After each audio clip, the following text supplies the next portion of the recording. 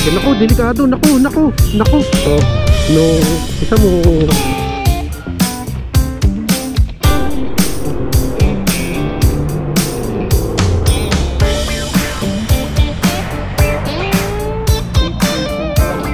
My God, banggaan, tricycle versus Vios.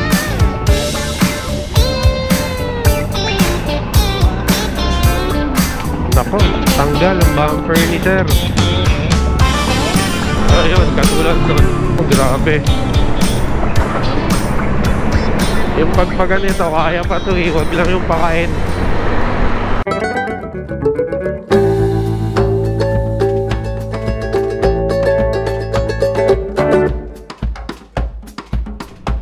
What's up mga kamukha? So ano, kamusta kayo?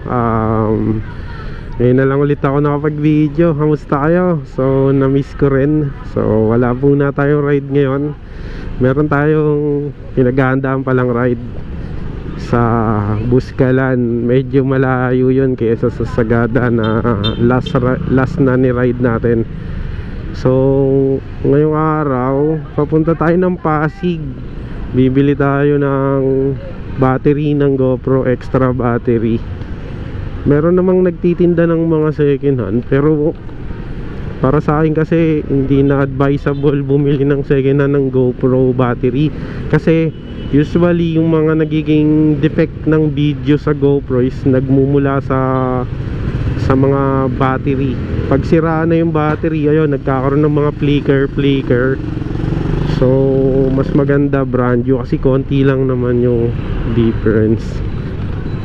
Sa Telesin lang yung bibiling ko, yung mura lang, it's around 500 pesos isang peraso. Pwede na yon. Mas all good sana kung ano, yung enduro type, kasi mas endurance yun. Sobrang tagal nun malobat, siguro parang 3 katumbas ng Telesin nun. Or yung original, pwede rin yung original. So ayun, papunta tayo ng Pasig ngayon. Dadaan tayo ng Marikina. Tapos C5 na lang tayo. Tapos dun yun sa may bagong ilog, sa memory.ph. Doon ako bumibili ng mga GoPro accessory. Sinasadya ko talaga yon para natatest. Kasi doon pwede mong itest yung bibili mo eh. Pag umorder ka sa Lazada, ma-tsempohan ka ng defected, wala na. Kaya ayun yung biyahe natin ngayon. So tara, samahan nyo ako. Tamang city driving lang tayo ngayon. Siguro yung ride natin is sa ibang araw pa, kasi hindi pa natin madadali ngayon. May trabaho kasi tayo. So dalawang araw lang yung day off natin. So hopefully before mag-end tong March, sa katapusan, makatira tayo ng isang ride. Madalas solo ride lang ako. Subukan natin i-solo ride yung Buscalan. Pag solo ride kasi mas maganda-ganda yung pacing ko eh. At saka mabilis-bilis konti yung biyahe. Wala rin naman kasing OBR. Wala na si OBR, nasa abroad na. So ayun, let's go. Sige, mamaya na lang ulit. Bandang C5 on ko ulit yung camera. Ride safe, peace out. Dito na tayo sa Marikina Church. May church dito, yung pinakabayan ng Marikina. Ayan o. So dito tayo sa Kapitan Moy. Ganda magbike dito. Mahilig kayo magbike.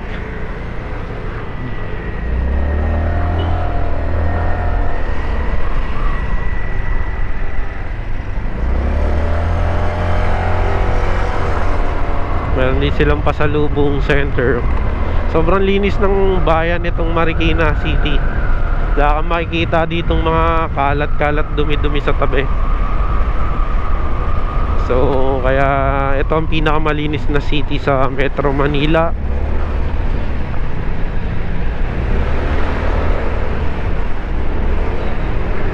The shoe capital, Marikina City. So punta na tayo ng C5. Sana walang ulan doon kasi parang ang dilim ng langit. Ay hindi, gabi na pala. Dilim talaga yung langit. Pero iba kasi yung kulay banda ron, no? Dark na dark.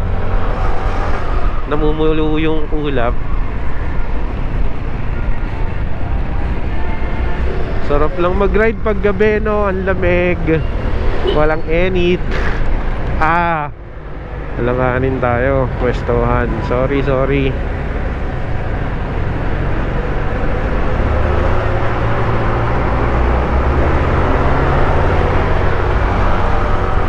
Sarap lang mag-ride pag gabi. Medyo madilim lang sa GoPro pero kaya. Nasa settings lang. Oh. Kahit di na ako mag-jacket eh. Kahit t-shirt lang, hindi naman mainit. Ay, dito tayo daan. Dito tayo daan. Shortcut to. Labas nito, doon na sa SM Marikina. Tapos iilalim na lang tayo going to C5. Dito mas mabilis.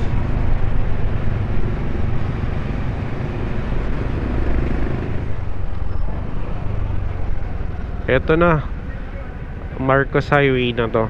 Yung yan sa unahan. Anong meron? Oh my god, banggaan. Tricycle versus Bios.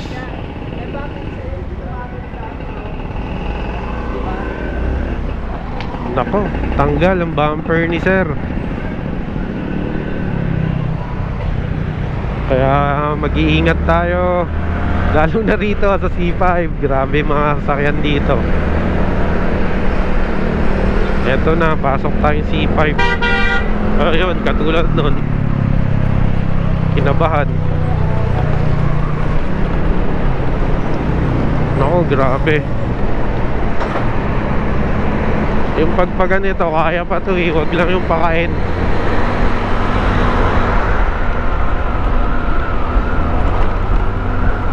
Kinabahan sa akin yung pickup. Pumasok kasi ako eh.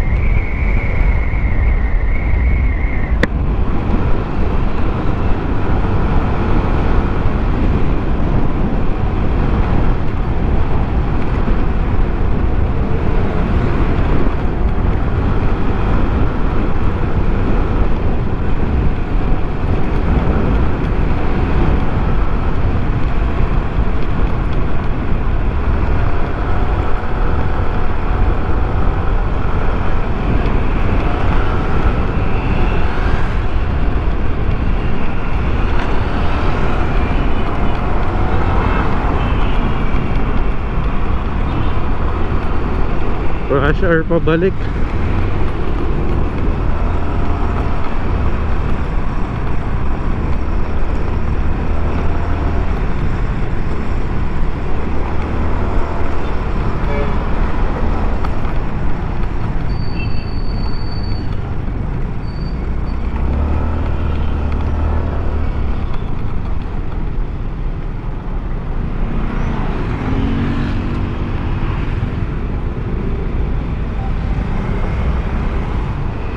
Feeling ko smooth naman papunta. Pabalik lang tayo mag-struggle.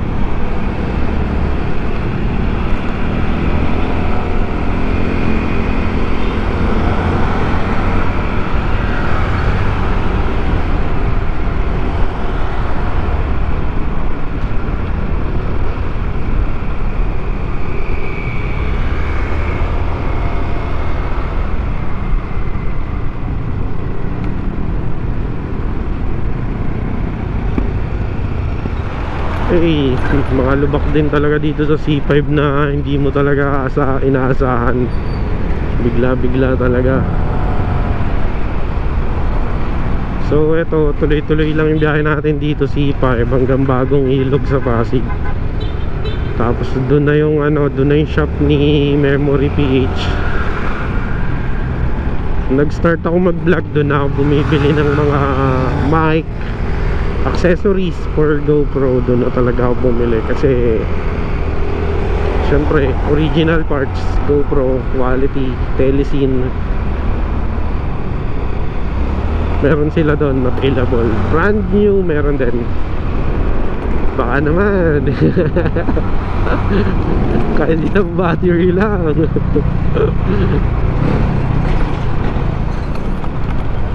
So bibili tayo ng battery ngayon ng GoPro. Pinaghahandaan kami, pinaghahandaan akong long ride. Kailangan hindi mabitin yung camera, hindi mabitin yung battery natin. Kasi napakasayang naman ng magandang view pagka nalobat tayo ron.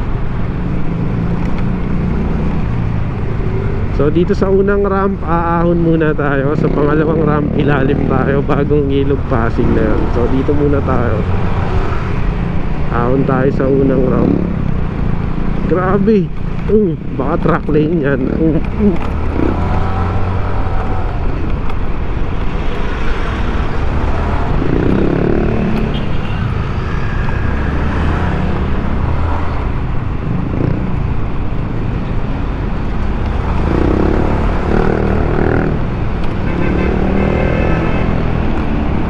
Grabe, lubog-lubog na yung mga truck, yung daan dito sa track lane, no?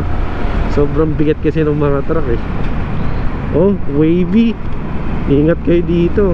Baka may pa-cross-cross kayo dito ng takbuhan, no? Yung ano, eto tag dyan, yung track lane, lubog-lubog.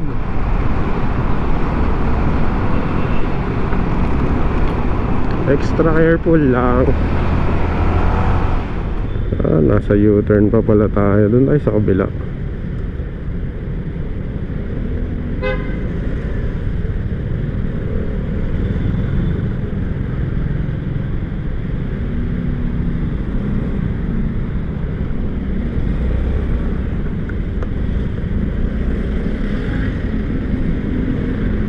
Ay, sige po. Ay.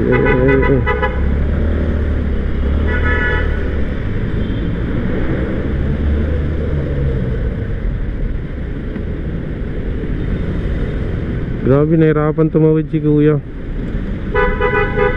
Ang bilis lang kasi ng stoplight dito, kaya yung mga nasa likod talagang nagmamadali.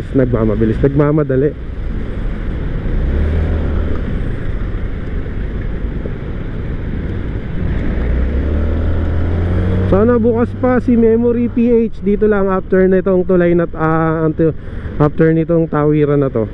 Yun, bukas siya.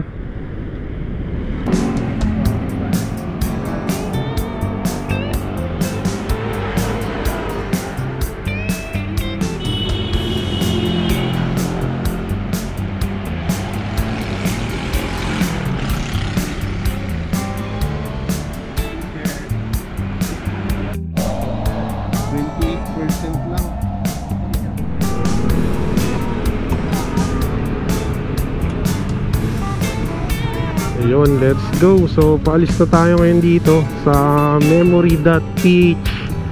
Ayan, may nagdikit na rin ako ng sticker natin dyan. So dito ako lagi mo ibili yung mic. Baka naghahanap kayo ng mic for vlogging GoPro, dyan ako bumibili.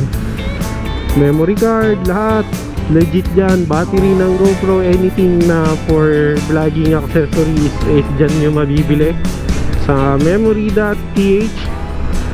So ayun, nakabili na ako ng extra battery para sa ating GoPro. Maganda tayo for our next vlog.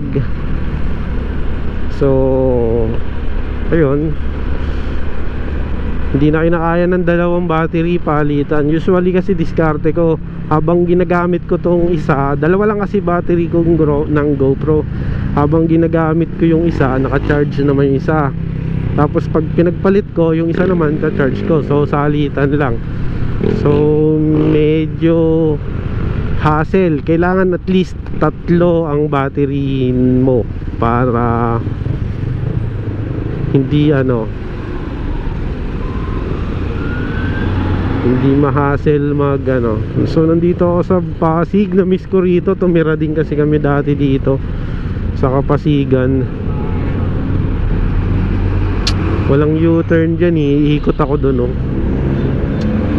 Gutom na ako. Kakain tayo sa sikat na paresan. Bawal nga dumiretso. Iikot talaga. Naku, delikado. Naku,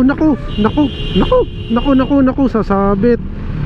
Muntik na, unti na lang. Unti na lang. Grabe. Ayun nga din na ano, pag blind spot, delikado talaga yon. Delikado yon pag blind spot. Hindi naman tumama, pero grabe, konti na lang. Grabe naman yung ano, mga truck. Sobrang laki na nung pickup para hindi mo makita yon. Yung SUV. Grabe, naunang ko. Kaya yung mga ano, mga nagmomotor, mga brad, huwag kayong pupwesto doon sa pagpakanan yung mga truck. Kasi yung driver nasa kaliwang side eh. Pagpakanan yung mga truck, huwag kayo doon iilalim sa may bandang pintuan sa kanan ng truck. Yari ka talaga, kaladkad malala. Grabe yun, kinabahan ako. Konti na lang, kakaraskas na ng malupit yun. Kawawa na naman, kawawa ang manong driver, di ba? Magkano lang inikita nung sahod sa pagdadrive sa isang araw, tapos mapagbabayad pa. Diyos ko po. Ayun, nakahinto pa rin. Mukhang umabot. Ay, mukhang nagpang-abot ng banggaan nga. Andun pa rin eh.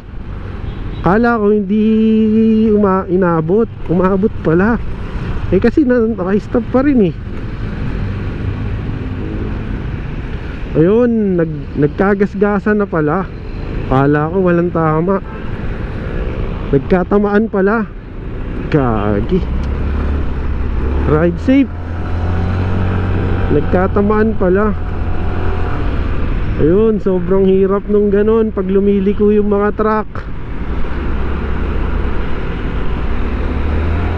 GTC, I have pasalubong for you. Open.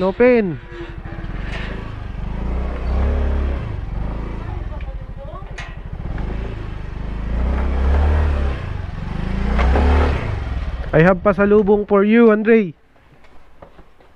1 kiss and 2 hug.